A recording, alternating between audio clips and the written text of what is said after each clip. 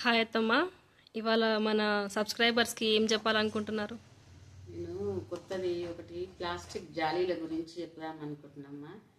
ఇవి ప్లాస్టిక్ జాలీలు మనం చాయే కానీ పాలే కానీ పోసుకున్నాం అనుకో, అవి వేడికి కరిగి మన కడుపులోకి పోతున్నాయి. మనకంటే పోయినా కానీ కొంచెం మనం బర్దాష్ అవుతాం. చిన్నపిల్లలకి ఎట్లుంటుంది, తొందరగా ఏదైనా కానీ ప్రాబ్లం అవుతుంది.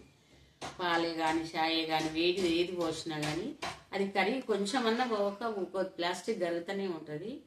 అది కరిగి అడిగిపోతుంది. మరి అదే క్యాన్సర్ వచ్చే అవకాశం కూడా ఉంటుంది అనమాట. ఇప్పుడు పెద్దోళ్ళకైనా పిల్లలకైనా, పిల్లలు అంటే చిన్న పిల్లలు కదా, వాళ్ళు నోరుతో చెప్పలేకపోతారు.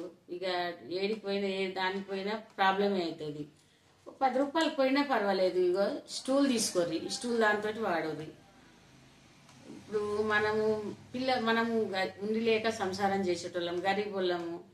ఇక మనం ఎంతకైనా కానీ స్టూల్ దాంతో 10 రూపాయల ముఖం చూస్తే మనం 1000 రూపాయల అవకాశం వచ్చినట్టుగా 1000 రూపాయల లాస్ అవుతాం మనం. ఇక మళ్ళా ప్రాబ్లాలు అవుతాయి, మళ్ళీ టెన్షన్ అదొకటి అట్లుంటది. ఎంతకైనా మంచిదే అమ్మా, స్టూల్ వాడుండ్రి. ఎవరికైనా కానీ స్టూలే వాడుర్రి. మా ఇంట్లో మొత్తం మేము తీసేసినాం, స్టూల్ తోటే వాడుతున్నాం. ఇది ఎంతకైనా మంచిదమ్మా. ఇది అయితే మంచి, అసలు ఆడొద్దు, ప్లాస్టిక్ అసలే ఆడొద్దు.